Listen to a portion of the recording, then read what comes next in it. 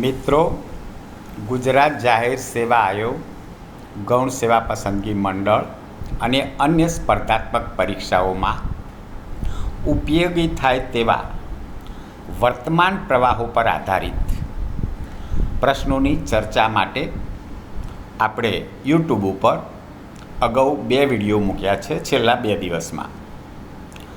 આજે ત્રીજો વિડીયો, વર્તમાન પ્રવાહો ભાગ 3.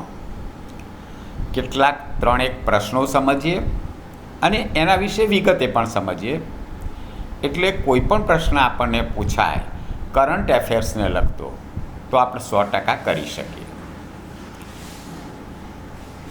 તાજેતરમાં નિવૃત્તિ જાહેર કરનાર વંદના કટારિયા કઈ રમત સાથે સંકળાયેલા છે? તમને વિચારવા માટે 10 સેકન્ડનો ટાઈમ આપું છું, પછી એનો જવાબ જોઈએ. તાજેતરમાં નિવૃત્તિ જાહેર કરનાર વંદના કટારિયા કઈ રમત સાથે સંકળાયેલા છે? સાચો જવાબ છે હોકી. વંદના કટારિયા વિશે થોડુંક જાણીએ. ભારતીય મહિલા હોકી ખેલાડી વંદના કટારિયા 15 વર્ષથી હોકી રમી રહ્યા છે અને તેમને આંતરરાષ્ટ્રીય હોકીમાંથી નિવૃત્તિ જાહેર કરી છે. હમણાં એપ્રિલ 25માં જ જાહેર કરી છે, એટલે વર્તમાન બનાવ ગણી શકાય. તેઓ 320 આંતરરાષ્ટ્રીય મેચ રમી ચૂક્યા છે. એવું પણ પૂછી શકે કે વંદના કટારિયા કેટલી ઇન્ટરનેશનલ હોકી મેચ રમ્યા? તો 320, અને એમને 158 ગોલ કર્યા છે. ભારતીય હોકી ઇતિહાસમાં સૌથી શ્રેષ્ઠ ખેલાડી છે. વંદના 2009માં સિનિયર ટીમમાં જોડાયા. ઓલિમ્પિક ગેમમાં હોકીમાં એમને હેટ્રિક ફટકારી છે, એટલે 3 વાર વિજેતા બન્યા છે. એકમાત્ર ભારતીય મહિલા છે. એમને 2021માં હોકીમાં અર્જુન એવોર્ડ મળ્યો, એટલે એમને કયા એવોર્ડ કયા વર્ષમાં મળ્યા એવો પ્રશ્ન પણ પૂછી શકે. 2022માં પદ્મશ્રી મળ્યો અને 21-22ના વર્ષમાં ફોરવર્ડ ઓફ ધ યર માટે હોકી ઇન્ડિયા ધનરાજ પિલ્લે એવોર્ડ પણ મળ્યો.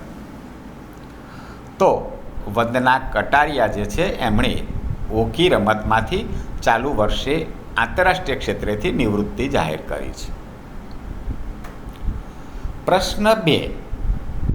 તાજેતરના ડેટા અનુસાર ફેબ્રુઆરી 2025 સુધીમાં રાજ્યમાં રેલવે સ્ટેશનોમાં, મિત્રો ખાસ યાદ રાખજો પ્રશ્ન શેના સંદર્ભમાં પૂછ્યો છે, તો રેલવે સ્ટેશનોમાં સૌર ઉર્જા સ્થાપનોની સંખ્યા સૌથી વધુ છે. કયા રાજ્યમાં રેલવે સ્ટેશનમાં સૌર ઉર્જાની સંખ્યા સૌથી વધુ છે? વિચારવા માટે આપને ટાઈમ આપું છું. સાચો જવાબ છે રાજસ્થાન. સાચો જવાબ છે રાજસ્થાન. રાજસ્થાનમાં સૌર ઉર્જા પ્લાન્ટ સ્થાપિત કરનાર સૌથી વધુ રેલવે સ્ટેશનો છે. કેટલા છે? તો 275 રેલવે સ્ટેશન પર સૌર ઉર્જા સ્થાપિત કરવામાં આવી છે. આ માહિતી કોણે આપી? તો કેન્દ્રીય રેલવે મંત્રી અશ્વિની વૈષ્ણવ 2 એપ્રિલ 2025ના રોજ લોકસભામાં માહિતી આપી હતી. તો કેન્દ્રીય મંત્રી કોણ છે એ પણ આપણે યાદ રાખવાનું રહે. કેટલા સ્ટેશનો ઉપર રાજસ્થાનમાં સૌર ઉર્જા સ્થાપવામાં આવી? તો 275 સ્ટેશન પર. ત્રીજો પ્રશ્ન. કયા મંત્રાલયે મહિલાઓ માટે AI કારકિર્દીની પહેલ શરૂ કરી છે? આર્ટિફિશિયલ ઇન્ટેલિજન્સ, જેનાથી આપણે બધા પરિચિત છીએ હાલના યુગમાં, મહિલાઓ માટે સરકારના એક વિભાગે કારકિર્દી સ્થાપવા પહેલ શરૂ કરી છે. કયો વિભાગ છે? આપણે વિચારવા માટે 10 સેકન્ડનો ટાઈમ આપું છું. સાચો જવાબ છે કૌશલ્ય વિકાસ અને ઉદ્યોગ સાહસિકતા મંત્રાલય.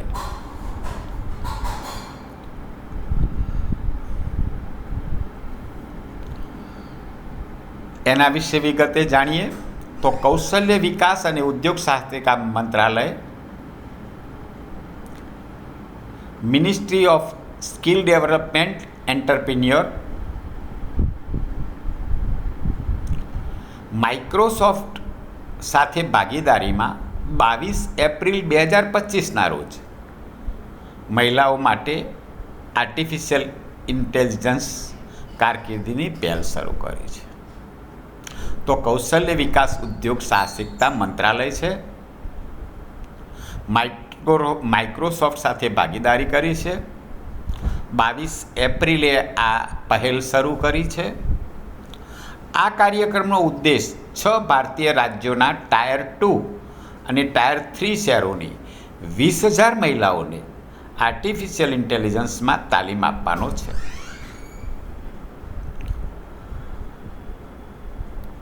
આ જ પ્રકારના વિડીયો જોવા આપ યુટ્યુબ ઉપર સક્સેસ એક્ઝામ બાય જોશી એ ચેનલ સબસ્ક્રાઈબ કરો.